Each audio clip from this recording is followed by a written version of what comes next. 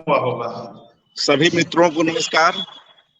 अखिलेश जी पर चल रहे एकाग्र की इस नई कड़ी में आप सभी का हार्दिक स्वागत है। आज हमारे साथ युवा लेखक जगन्नाथ दुबे जी जुड़ रहे हैं। आप सभी की ओर से उनका अभिनंदन। मित्रों, जगन्नाथ दुबे जी लगातार अखिलेश जी पर कार्यरत हैं। उनके साहित्य पर विचार विमर्श कर रहे हैं, अनुसंधान भी कर रहे हैं और कई स्तरों पर उनके लेखन के साथ गहरा तादात्म्य बनाए हुए हैं। ऐसे में आज वे अखिलेश के रचना जगत में युवा पात्रों पर अपनी बात रखेंगे।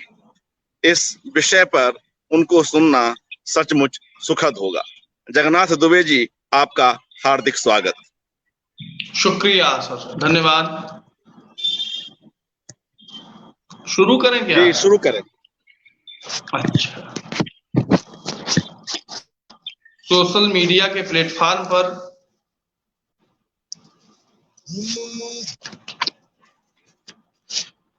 जो भी साथी जुड़े हुए हैं, सुन रहे हैं, उन सबको नमस्कार। जो आगे जुड़ेंगे, सुनेंगे, उनको भी नमस्कार। बहुत खुशी की बात है कि जनसुलभ पुस्तकालय के इस मंच से अपने प्रिय कथाकार अखिलेश जी पर कुछ कहने का अवसर मुझे मिल रहा है। अभी पूर्व में आपने देखा कि पिछले एक हफ्ते के भीतर कई दिग्गज विद्वानों ने अखिलेश जी के जो अधिकारी अध्येता विद्वान हैं,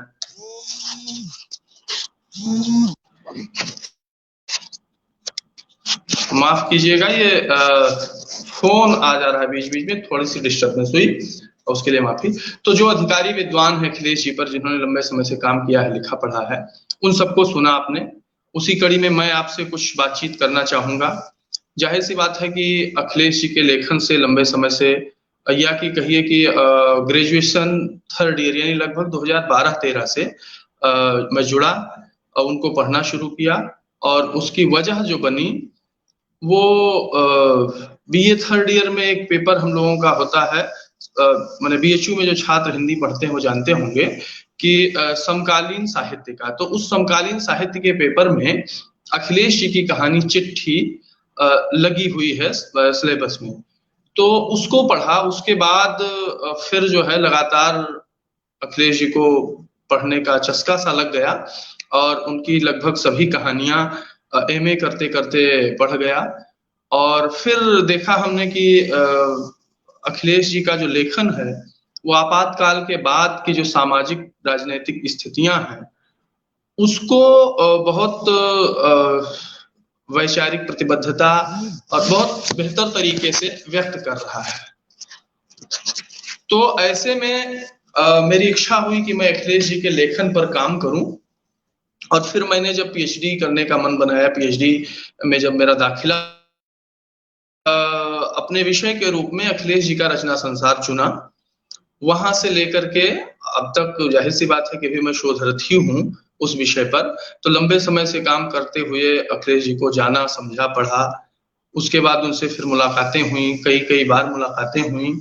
और उन मुलाकातों के दौरान उनका जो व्यक्तित्व है उससे बहुत प्रभावित भी हुआ। और जिस तरीके से वो एक रिसर्च स्कॉलर के साथ, एक शोध छात्र के साथ जिस बराबरी के साथ वो मिलते रहे, वो बहुत प्रभावित करने वाला रहा। अखिलेश जी के बारे में जो उनके दोस्त हैं, जो उनको करीब से जानते हैं, वो ये बात जानते हैं कि वो सिर्फ लेखन में ही नहीं, अपने जीवन में भी समतामूलक और जो है लोकतांत्रिक व्यवहार के आग्रही हैं, आकांक्षी हैं, और वो ऐसा ही व्यवहार वो करते हैं। जाहिर सी बात है कि उनके संस्मरणों को पढ़ते हुए आप देखते भी हैं कि उन्हें भी जो है युवावस्था से ही ऐसे लोगों का सानिध्य मिला, ऐसे लोगों के साथ वो रहे जिन्होंने उनके साथ वैसा ही व्यवहार किया जैसा कि वो युवाओं के साथ करते हैं, यानी बहुत ही लोकतांत्रिक, बहुत ही समता आधारित व्यवहार। और उनसे मिल करके, उनसे बातचीत करके बहुत अच्छा लगता है, बहुत खुशी होती है। और किसी भी तरह का जो लेखकीय महानता का बोध है वो नहीं होता है। मुझे लगता है जैसे कोई अपने दोस्त से, किसी अपने जो है बेहद करीबी से मिल रहे हैं। और करीबी तो जाहिर सी बात है कि जब आप किसी से जुड़े होते हैं तो करीब आप उसके हो ही जाते हैं, लेकिन उस करीबी में भी जो एक अनुशासन होता है, एक दूरी होती है। तो अखिलेश जी उस हर तरह के अनुशासन को जो है खुद ही तोड़ते हुए दिखाई देते हैं। उनके व्यक्तित्व को लेकर के बहुत सारी बातें मेरे मन में हैं, और जाहिर सी बात है कि वो सारी बातें बहुत ही जो है उसको मैं कहीं और लिखित रूप में दर्ज करूंगा। यहाँ सारी बातें बताने का समय भी नहीं है, क्योंकि ये जो श्रृंखला है ये बेसिकली मूल्यांकन परक श्रृंखला है। तो इसमें मैं अखिलेश जी के रचनात्मक लेखन और उनके संपादकीय कौशल पर टिप्पणी करूंगा। और हमने शुरू में एक विषय भी तय कर लिया है जिस विषय पर कि हमें बात करनी है, यानी अखिलेश की कहानियों या उनकी रचनाओं में युवा चरित्र, तो जो युवा पात्र है वो उनकी रचनाओं में किस तरह से आते हैं, इस पर तो हम बात करेंगे ही। उससे पहले मैं ये चाहता हूं कि अखिलेश जी का जो संपूर्ण लेखन है उस पर थोड़ी सी बात की जाए, क्योंकि अखिलेश जी की जो लेखन की पूरी यात्रा है, जाहिर सी बात है कि लगभग 40 साल से वो लगातार जो है रचनारत हैं।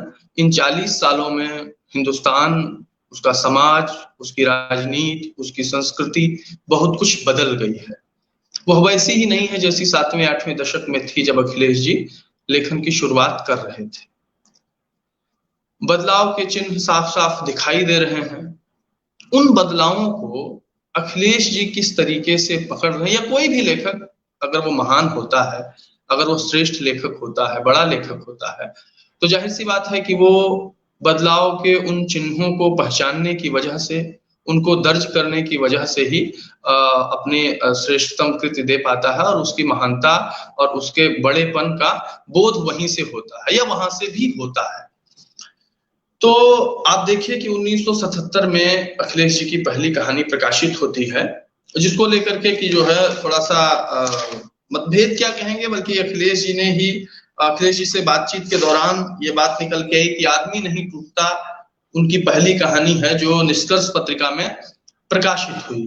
लेकिन कहीं और हमने ये देखा कि बदलते अर्थों वाला प्रेम, जो बाद में उनके किसी संग्रह में शायद शामिल नहीं हुई, वो 1977 में ही लखनऊ से एक अखबार प्रकाशित होता था, नवजीवन, उसमें वह छपी थी 1977 में ही।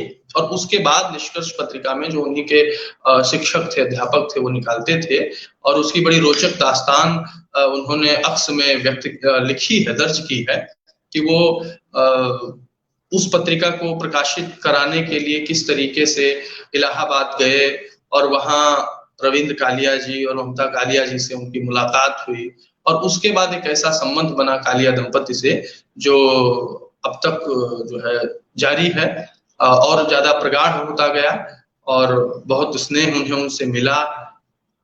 वहां रह करके उन्होंने रचनात्मक लेखन के बहुत सारे गुर सीखे, उनका प्रयोग किया, और एक बेहतर लेखक के तौर पर वो बन करके निकले। ये सारी चीजें तो हुई उनके लेखन की शुरुआत की बात अगर की जाए तो वहां से।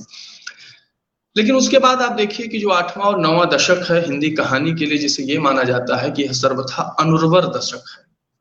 इस दशक में, या इस दशक की कहानियां, या इस दशक के जो लेखक हैं, उनकी कोई स्पष्ट वैसी मौलिक पहचान नहीं दिखती है, या बल्कि दूसरे तरीके से कहा जाए तो इस दशक में हिंदी कहानी का रचनात्मक सोता लगभग सूख सा गया था। मैं 1990 से पहले की बात कर रहा हूं, जिस दौर में अखिलेश ने अपना लेखन शुरू किया, शुरुआती कहानियां जिस दौर में उनकी आई, और आदमी नहीं टूटता नाम का संग्रह प्रकाशित हुआ, उस संग्रह की जो कहानियां हैं, उन कहानियों का जो दौर है, जो समय है, उस समय को हिंदी आलोचना ने हिंदी कहानी के नजरिए से अनुर्वर दशक की तरह जो है लिया है। हालांकि यह भी सच है कि उसी दौर में कालिया जी की पीढ़ी, दुधनाथ सिंह, काशीनाथ सिंह, उदय प्रकाश भी आ गए थे, उसी समय लिख रहे थे, शेखर जोशी, बहुत सारे लेखक थे जो लिख रहे थे, लेकिन उनकी पहचान असल में उससे पहले के दशक की पहचान है। उस दशक में जो लेखक आए उनकी पहचान नहीं बनी। तो ये सारी बातें जो है उस दशक को लेकर के हो रही थी जिस दशक में अखिलेश जी ने लेखन शुरू किया। लेकिन आप देखिए कि अखिलेश जी की जो शुरुआती कहानियां ही हैं, भले उनका शिल्प उतना सुगढ़ नहीं है जैसा कि बाद की कहानियों में दिखाई देता है, और जाहिर सी बात है कि एक युवक की कहानियां हैं, एक युवा लेखक की कहानियां हैं, तो उन कहानियों में वैसा जो है सुगढ़ शिल्प उसकी उसकी जो है उम्मीद भी नहीं की जानी चाहिए, या वैसा उसकी कोई शर्त भी ये नहीं होनी चाहिए कि वैसा ही वो करेगा। बावजूद इसके आप देखिए कि उस समय उनकी जो चिंताएं हैं उन कहानियों में, वो चिंताएं आगे चल के किस तरीके से विकराल रूप धारण करती हैं, और आदमी नहीं टूटता जो संग्रह है अखिलेश जी का, वह संग्रह उनकी रचनात्मकता का आधार बनता है। और आगे जो उन्होंने लेखन किया है उसमें वे उन्हीं सवालों पर, उन्हीं प्रश्नों पर बार बार विचार कर रहे हैं, उनको अलग अलग तरीके से व्यक्त करने की कोशिश कर रहे हैं। यानी कि कहने का मतलब ये कि जिस दौर में युवा अखिलेश की जो है वैचारिक और राजनीतिक समझ विकसित हो रही थी, जो उनके संघर्ष का भी समय है, उस समय में उन्होंने जो सीखा, जो समझा, उस पर वो लंबे समय तक कायम रहे। हालांकि जो है लेखन में शिल्प उन्होंने परिवर्तित किया, बदला, लेकिन वैचारिक स्थापनाओं में, वैचारिक निष्पत्तियों में, वैचारिक प्रतिबद्धता में वे अब तक उस पर काबिज हैं जो उन्होंने शुरुआती दौर में अर्जित किया था। जबकि हमने ये देखा है कि समय के साथ किस तरह से बहुत सारे लोग अपनी वैचारिक प्रतिबद्धताओं को बदलते चले गए, बहुत सारे निराशा के गर्त में दब करके बदल लिए, बहुत सारे लोगों ने समय की नजाकत के हिसाब से बदल लिए। तो बदलाव तमाम वजहों से हुआ, लेकिन अखिलेश जी एक प्रतिबद्ध जो है लेखक के तौर पर वैचारिक स्तर पर बेहद प्रतिबद्धता के साथ खड़े दिखाई देते हैं। ऐसे प्रतिबद्ध लेखक अखिलेश जी की जो कहानियां हैं और जो उनके उपन्यास हैं, जाहिर सी बात है कि आप में से अधिकतम लोग परिचित होंगे कि अखिलेश जी के 4 कहानी संग्रह आदमी नहीं टूटता, मुक्ति, शापग्रस्त और अंधेरा नाम से प्रकाशित हैं। उनके 2 उपन्यास अन्वेषण और निर्वासन नाम से प्रकाशित हैं। इसके अलावा संस्मरणों की 2 पुस्तक, पहली पुस्तक 2001 में प्रकाशित हुई, वह जो यथार्थ था नाम से, और दूसरी पुस्तक अभी इसी वर्ष सेतु प्रकाशन से प्रकाशित हुई है, अक्स नाम से। और जाहिर सी बात है कि अक्स इन दिनों बेहद चर्चा में है और लगातार उस पर बातचीत हो रही है, सोशल मीडिया पर, सोशल मीडिया से बाहर भी। और तो इस व्यापक रचनात्मक लेखन में, अखिलेश जी के इस व्यापक रचनात्मक लेखन में एक तो वैचारिक प्रतिबद्धता का जो सवाल है, जिसे कि बार बार आज के समय में तो बार बार उस पर विचार करने की जरूरत है, क्योंकि लेखक की वैचारिक प्रतिबद्धताओं की बात ना करना भी बेमानी है। तो वैचारिक प्रतिबद्धताओं में अखिलेश जी आप देखिए कि जन पक्षधर मूल्यों के समर्थक, सामाजिक संस्कृति के पक्षधर, लोकतांत्रिक समतामूलक समाज की परिकल्पना के पक्षधर हैं। उनकी जो रचनाएं हैं उनमें जो चरित्र हैं, उन चरित्रों ने जिस तरीके से वो, माफ कीजिएगा थोड़ी सी तकनीकी समस्या आ रही है, बीच बीच में मैसेज वगैरह आ जा रहे हैं, उन सब वजहों से ये समस्या है। तो कहने का मतलब ये कि अखिलेश जी का जो लेखन है उसमें आप देखिए कि युवा चरित्र जो हैं वो बेहद प्रभावी रूप में उपस्थित हुए हैं, या अपनी उपस्थिति वो दर्ज कराते हैं। उनके उपन्यास हों या उनकी कहानियां हों, अपने उपन्यासों और कहानियों में अखिलेश जी, जाहिर सी बात है कि वो जब कोई उपन्यास लिख रहे हैं या कोई कहानी लिख रहे हैं तो उसमें पूरा समय, समाज, पूरा परिवेश होगा, उसमें बहुत सारे कैरेक्टर होंगे, कोई एक कैरेक्टर नहीं होगा। लेकिन जो लीडिंग रोल है, जो हीरो है कह लीजिए आप, जो नायक है, वो नायक कोई युवा है। अधिकतम में कुछ 2-4 कहानियों को आप छोड़ दीजिए, या उपन्यासों में तो दोनों में वही स्थिति, कहानियों की ही बात की जाएगी, 2-4 कहानियों को छोड़ा जा सकता है, अन्यथा अधिकतम कहानियों में लीडिंग रोल में कोई युवक है। और युवक भी कोई एक तरह का नहीं है, एक जैसी स्थिति का नहीं है। आप देखिए अलग अलग वर्गों के, अलग अलग जातियों के, अलग अलग सामाजिक संरचना और भौगोलिक स्थिति के चरित्र हैं। वही चरित्र अपनी उपस्थिति बेहद गंभीरता के साथ दर्ज कराते हैं, और जाहिर सी बात है कि उसमें एक लेखक की जो अपनी वैचारिक निष्पत्तियां हैं, जो वैचारिक प्रतिबद्धताएं हैं, वे भी काम कर रही होती हैं। कुछ कहानियों और के माध्यम से और कुछ चरित्रों के माध्यम से अगर मैं बात करना चाहूं, तो सबसे पहले जो मेरे ध्यान में आता है वो उनका पहला उपन्यास अन्वेषण है। अन्वेषण का जो कैरेक्टर मय है, यानी जो नरेटर है, जो जो जो कथा को आगे बढ़ा रहा है, कह रहा है, जो मुख्य चरित्र है, वो एक युवा चरित्र है, और उसके साथ जाहिर सी बात है विश्वविद्यालय में पढ़ाई कर रहा है, और वहां से फिर जो है बेरोजगार होकर के निकला है। बेरोजगारी की भी एक महत्वपूर्ण समस्या अखिलेश जी लगातार उठाते रहे, उस पर बात मैं आगे करूंगा अभी। तो जो अन्वेषण का नायक नरेटर है मैं, उसके साथ एक और चरित्र है राघव। बाकी सारी चीजें तो है कि भाई जब एक कथा बुनी जाती है तो उसमें तमाम सारे कैरेक्टर होते हैं, तमाम घटनाएं होती हैं, उन घटनाओं की डिटेलिंग में जाने का अवसर नहीं है। लेकिन आप देखिए कि जो उनका जो युवा है वो कैसे सोचता है, क्या करने की उसकी आकांक्षा है, वो चाहता क्या है। तो वो देखता है जो व्यवस्था है, जाहिर सी बात है कि एक लोकतांत्रिक राष्ट्र राज्य में हम रह रहे हैं। उस लोकतांत्रिक राष्ट्र राज्य में किस तरह से सामंती मूल्य, किस तरह से अलोकतांत्रिक स्थितियां काबिज हैं।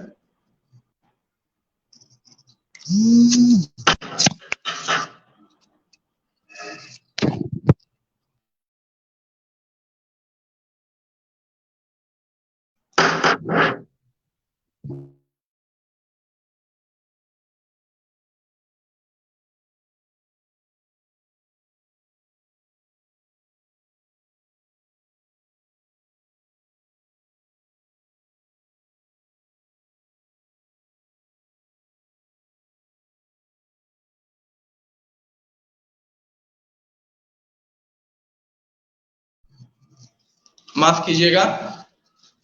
तो मैं ये कह रहा था कि जो अन्वेषण का नायक है यानी मैं, और उसके साथ जो उसका दोस्त है राघव, उन दोनों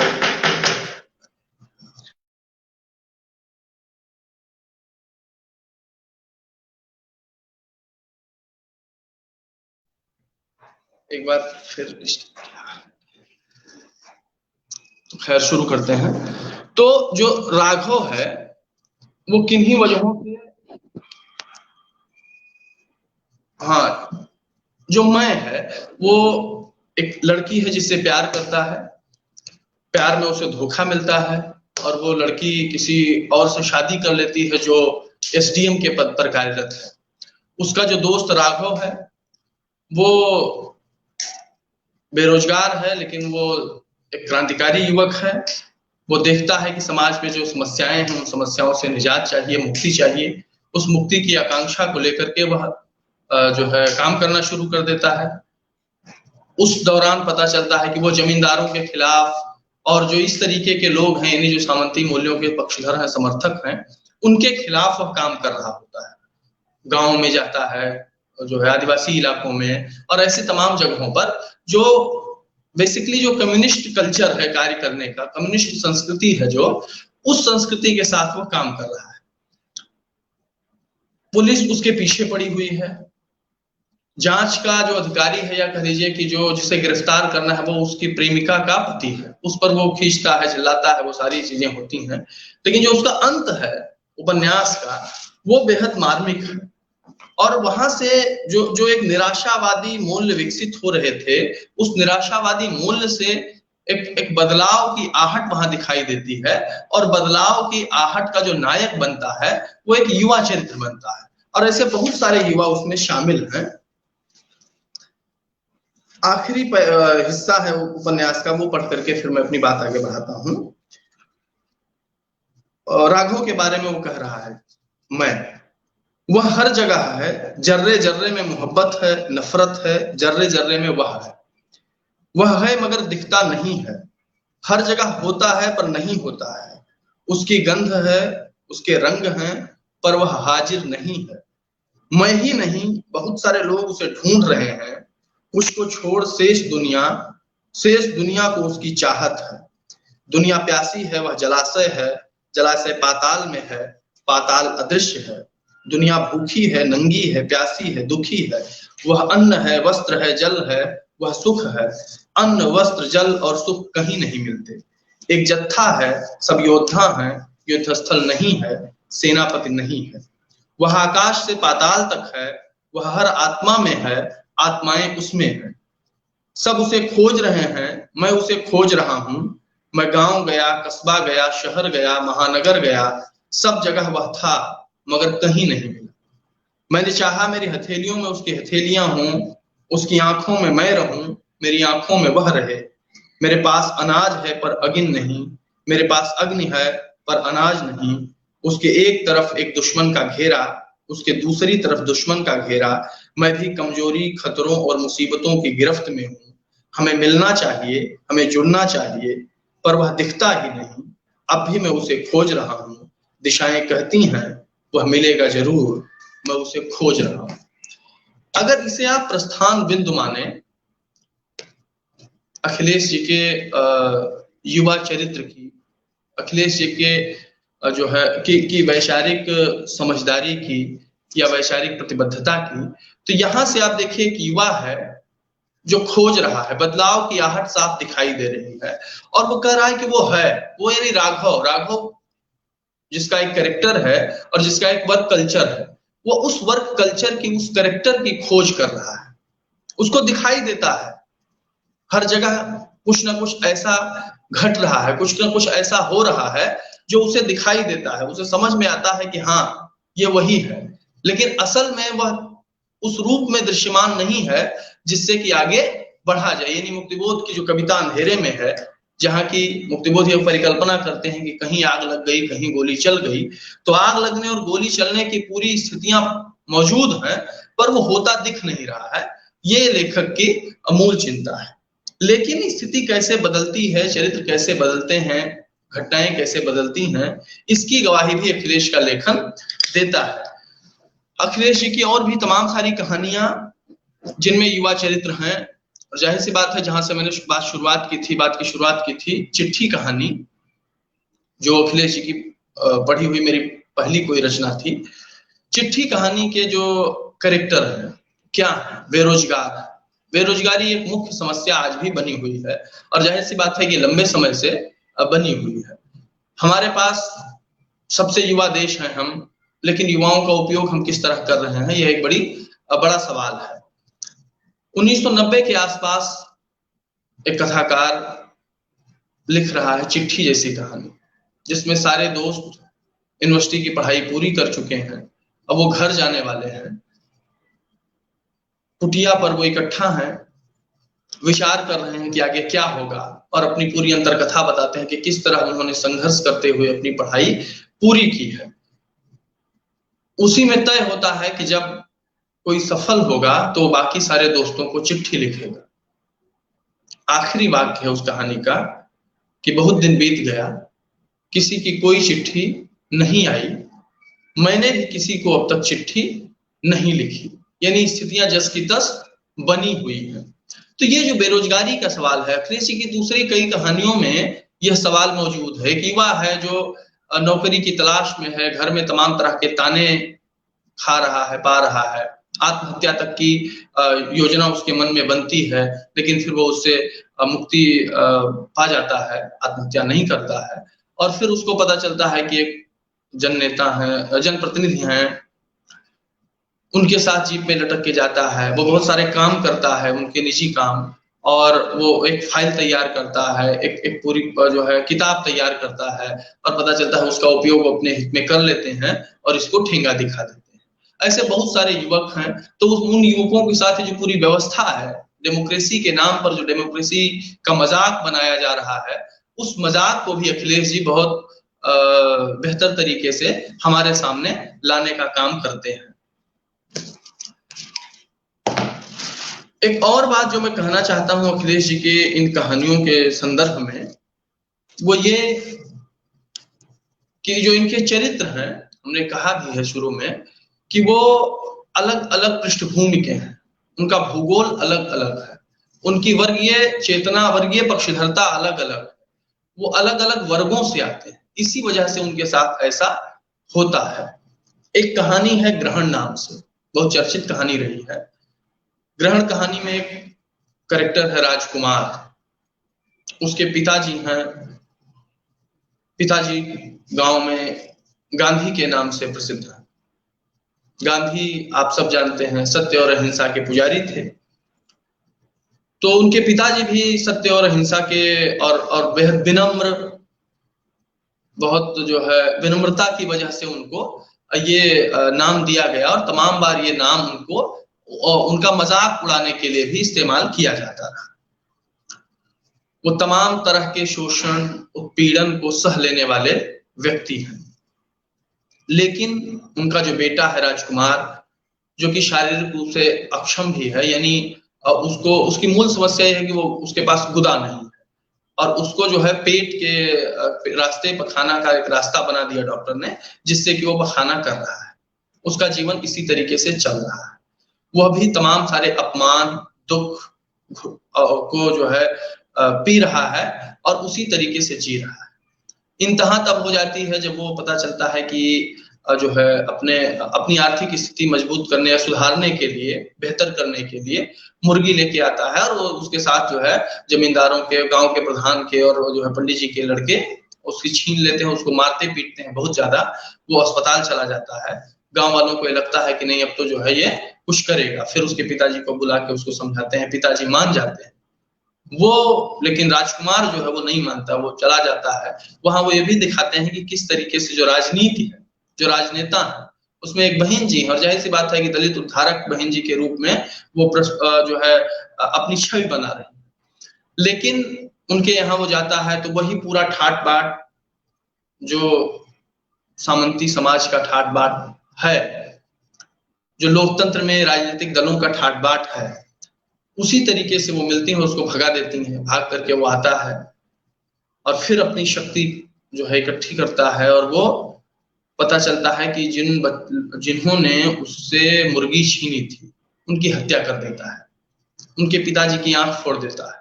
गांव में ऐसी तमाम सारी घटनाएं होने लगती हैं। तो एक पिताजी हैं जो गांधी के रास्ते पर चल रहे हैं, गांधी जी के नाम से प्रसिद्ध है। उनका बेटा है जो इस तरह के अपमान, इस तरह की घृणा को पीता हुआ जी रहा था, लेकिन जब उसकी इंतहा हो गई तो वह प्रतिरोध करता है, और प्रतिरोध उसका सशस्त्र प्रतिरोध में बदल जाता है। ऐसा सिर्फ इसी कहानी में नहीं है, यानी कि ग्रहण में ही नहीं है। आप देखेंगे कि इसके अलावा भी कई सारी कहानियां अखिलेश जी की हैं। एक कहानी है जिसमें गुमटी रखी हुई है, और वो पता चलता है कि गुमटी उजाड़ने वाले हैं लोग, म्युनिसिपैलिटी के लोग। फिर वो पूरे गांव के लोग इकट्ठा हो जाते हैं, दलितों की बस्ती है, और वो सब मिल करके अपनी गुमटी को बचाने के लिए एक विद्रोह कर देते हैं। तो ये स्थितियां, यानी कि जो मैंने कहा वर्ग की और वर्ग चरित्र की, तो जो दलित समुदाय है, उस दलित समुदाय की राजनीतिक आकांक्षाएं कैसे जागृत हो रही थी, कैसे वह राजनीतिक रूप से समर्थ हो रहा था, और गांधी की जगह वह मार्क्स के रास्ते पर, हालांकि उसको ठीक ठीक मार्क्स का रास्ता भी आप नहीं कर सकते हैं, लेकिन वो उसका खुद का बनाया हुआ रास्ता है, वो मिला जुला रास्ता किसी का भी हो सकता है।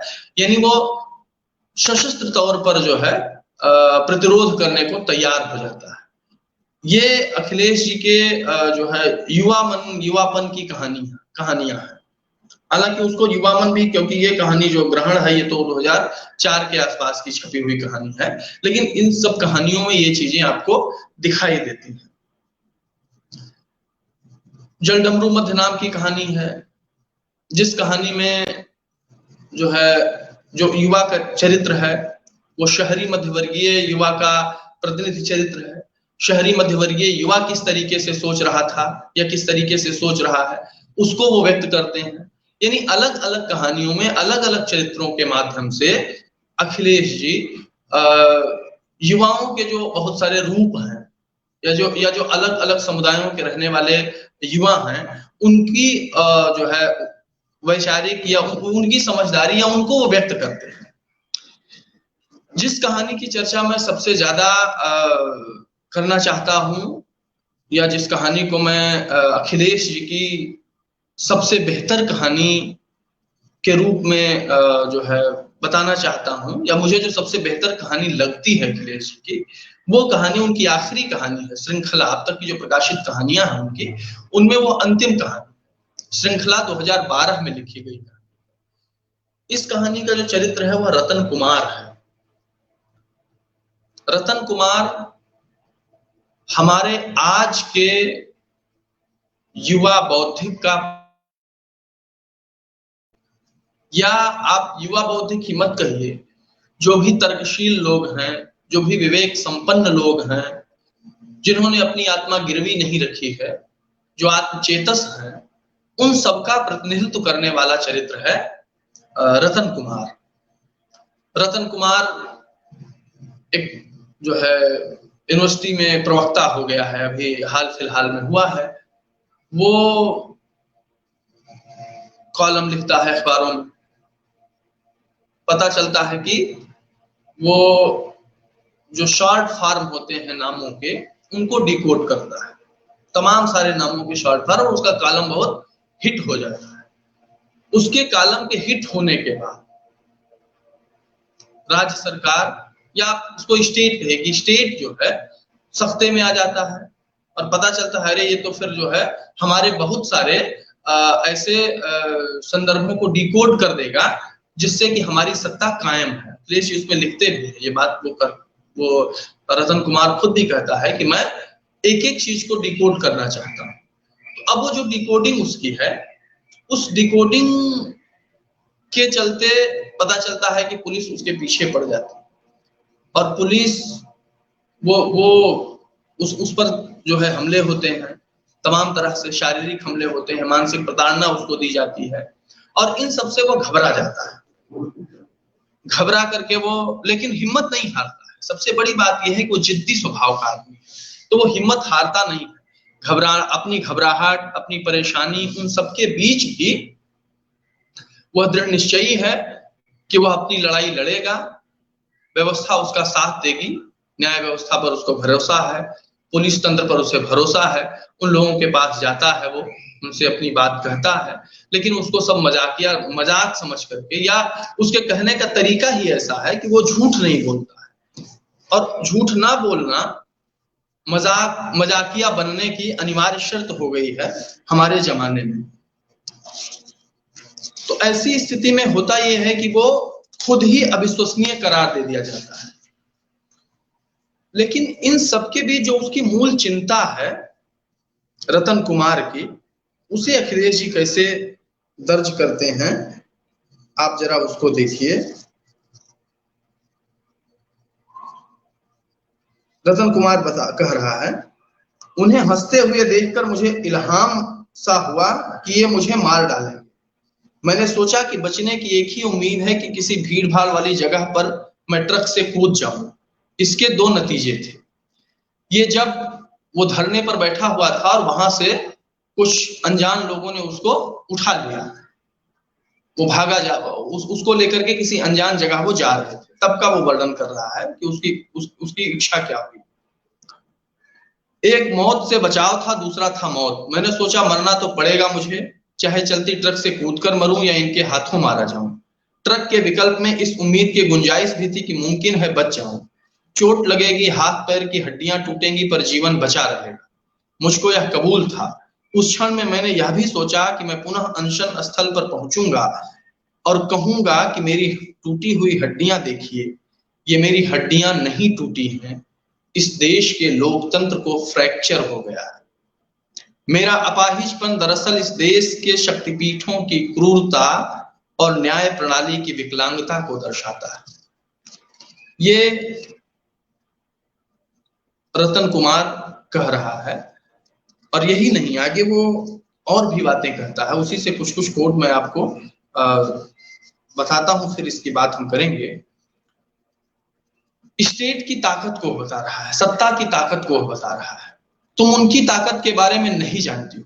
वह फुसफुसाया, वे कभी भी कहीं भी पहुंच सकते हैं, वे सब देख सकते हैं, सुन सकते हैं, कर सकते हैं।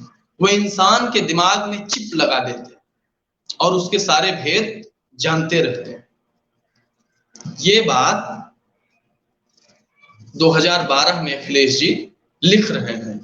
सत्ता की पहुंच किस किस तरह से, अगर सत्ता अपने पर आ जाए, अपनी क्रूरतम स्थितियों पर वो आ जाए, का मतलब ये नहीं कि वो कोई उसके ग्लोरिफिकेशन की बात मैं कर रहा हूं, सत्ता को ग्लोरीफाई कर रहा हूं, उसकी क्रूरता को मैं बता रहा हूं कि वो अपनी क्रूरता पर अगर आ जाए तो एक नागरिक की क्या स्थिति वो कर देती। इस पर जो उसकी दोस्त है वो कहती है तुम्हारे दिमाग में तो अभी चिप नहीं लगाया है ना, रतन कुमार कहता है, लेकिन ऐसा कुछ भी नहीं है जो उनसे छिपा रहता है। मैंने तुम्हें अननोन कॉल के बारे में बताया था ना, इधर वह बहुत ज्यादा आने लगा है। मैं डर के मारे हमेशा मोबाइल बंद रखता हूं, न जाने वो कब कौन सा निर्देश भेज दे।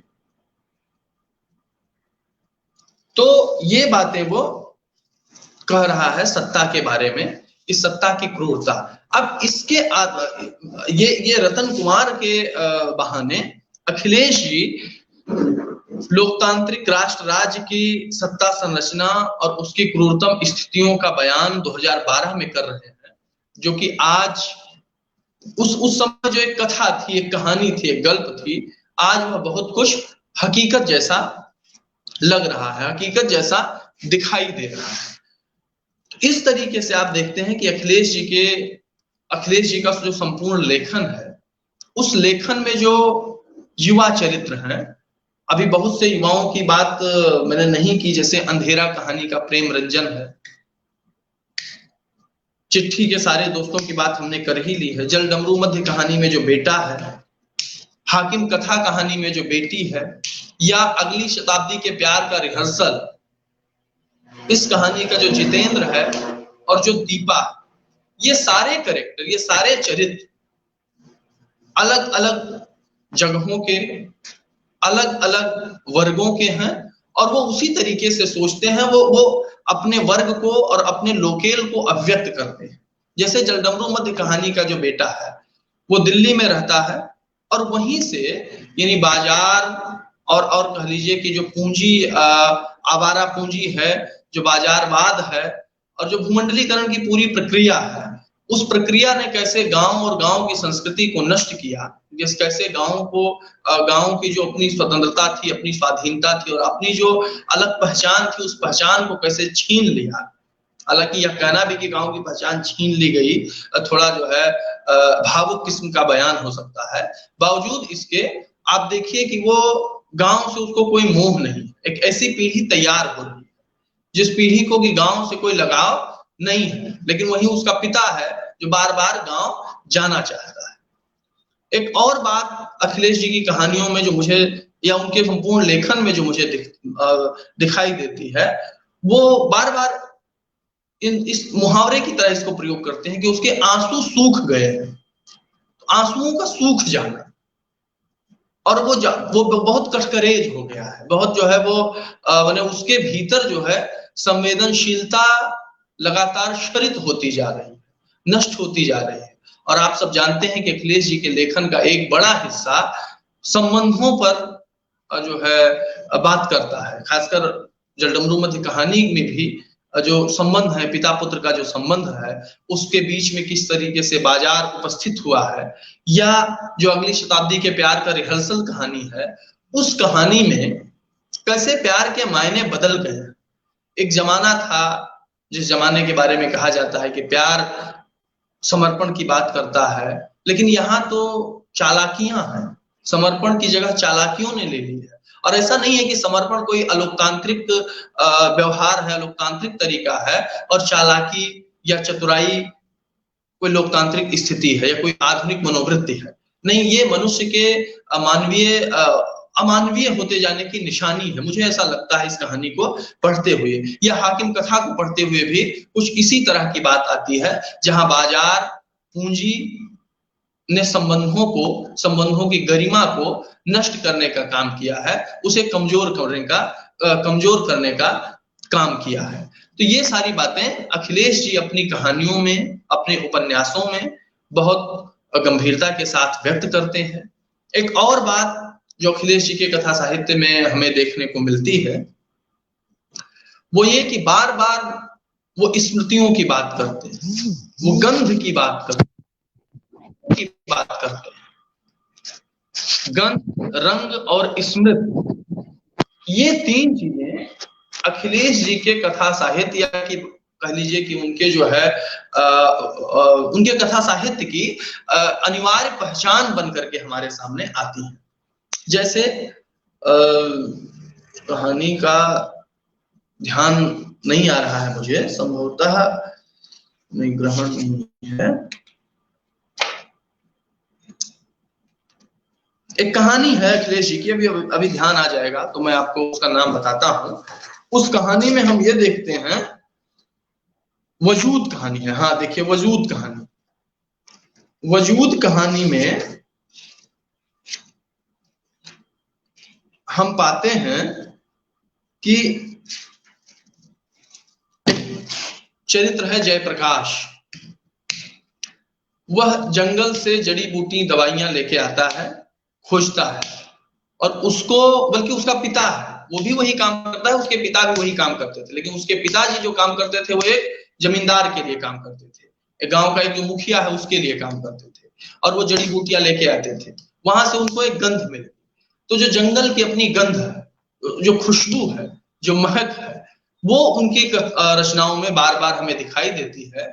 और स्मृति की बात वो बार बार करते हैं, बल्कि स्मृतियों की जो है, स्मृतियों को लेकर के ही उन्होंने अक्स नाम का जो संस्मरणों की जो उनकी किताब है, उसमें आप देखेंगे कि एक पूरा चैप्टर, बल्कि उसकी जो भूमिका है या जो पहला अध्याय है, वह स्मृति को लेकर के ही है कि स्मृति कैसे संस्मरण बनती है, और संस्मरण और स्मृति से सत्ताएं किस तरीके से घबराती हैं, किस तरीके से सत्ता संरचना यह चाहती है कि जनता की जो स्मृति है उस पर कब्जा कर लिया जाए, या उसको तोड़ फोड़ दिया जाए, उसको बदल दिया जाए, उसको नष्ट कर दिया जाए।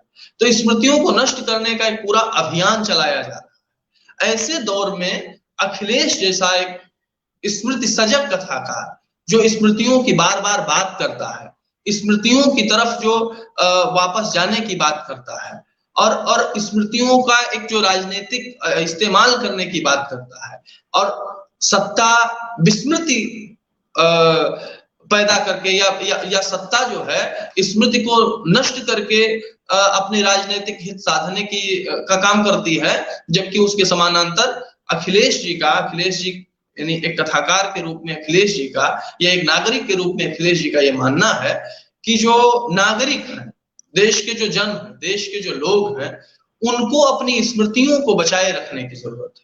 क्योंकि स्मृतियां, उनका एक प्रसिद्ध वाक्य है, स्मृतियां काल के घमंड को तोड़ती हैं।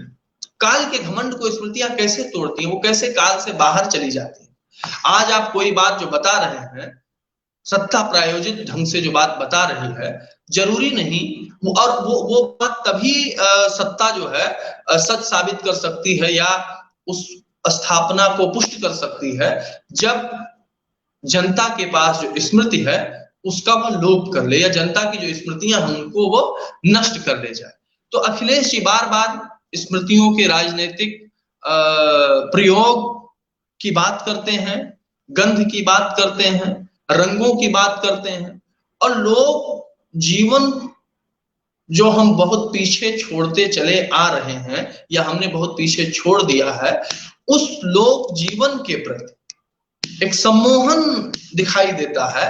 हालांकि वह सम्मोहन किसी भी तरह से प्रतिगामी नहीं है। उस सम्मोहन को वो अपने भीतर बचाए रखने की बात करते हैं, और उसको बचाए रखते हुए हम आगे बढ़ते जाएं, ऐसी संकल्पना के साथ वो सामने आते हैं। तो ये कुछ टूटी फूटी बातें थी। जाहिर सी बात है कि इधर बीच दूसरे तमाम कामों में व्यस्त रहने की वजह से बहुत गंभीरता से मैं अपनी बात नहीं रख पाया, मुझे लगता है। लेकिन मेरे मन में जो बातें थी, और उन बातों को हमने आपके सामने कहने की कोशिश की है। जो कुछ मैं कह सकता था वो मैंने कहा। अभी और भी बात होनी चाहिए, और जिन सवालों पर हमने बात की है, जाहिर सी बात है कि हिंदी समाज अगर उस पर विचार करेगा तो ये एक बेहतर स्थिति पैदा होगी, बेहतर बात होगी। आप सबने मुझे सुना, इसके लिए मैं आप सबके प्रति बेहद आभार प्रकट करता हूं। जनसुलभ पुस्तकालय और उसके कर्ता धर्ता अर्पण कुमार जी ने मुझे अवसर दिया कि मैं अपने प्रिय लेखक, प्रिय कथाकार पर कोई बात कर पाऊं, कुछ बोल पाऊं। उसके लिए उनके प्रति मैं बेहद आभारी हूं, उनका भी आभार प्रकट करता हूं। आप सबका बहुत बहुत आभार, बहुत बहुत धन्यवाद।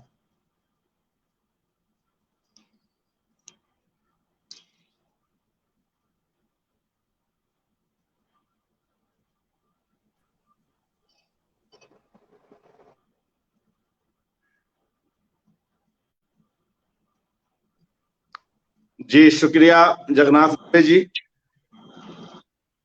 मेरी आवाज आ रही है जगन्नाथ हाँ जी? हाँ, मेरी मिल आवाज रही है, आ रही आपकी है? आवाज मिल रही है। जी बहुत ही हाँ हाँ, मिल रही है। जी मित्रों, अभी हमने जगन्नाथ दुबे जी को सुना और काफी विस्तार में जाकर इन्होंने अखिलेश जी के कथा साहित्य के उन जरूरी पक्षों की ओर हमारा ध्यान आकृष्ट कराया, और खास तौर से जो आज का इनका विषय था आज की इस कड़ी में कि युवा चरित्रों की वहां कैसी उपस्थिति है, किस तरह की दखल है, क्या वे सोच रखते हैं, और वहां भी हर तरह के युवा हैं, हर पृष्ठभूमि से और अलग अलग सोच विचार करने वाले युवा हैं। उन सब पर एक बड़ी ही समीचीन व्याख्या आज हमने जगन्नाथ दुबे जी से सुनी। तमाम लोग इस कार्यक्रम के साथ जुड़े, आप सभी लोगों का हार्दिक धन्यवाद। और एक बार पुनः मैं जगन्नाथ दुबे जी का शुक्रिया कहता हूं कि वे समय निकाले और उन्होंने अपनी बात रखी। जी शुक्रिया जगन्नाथ दुबे जी। धन्यवाद। और मित्रों, कल की कड़ी में एक नए वक्ता को सुनेंगे। शुभ रात्रि।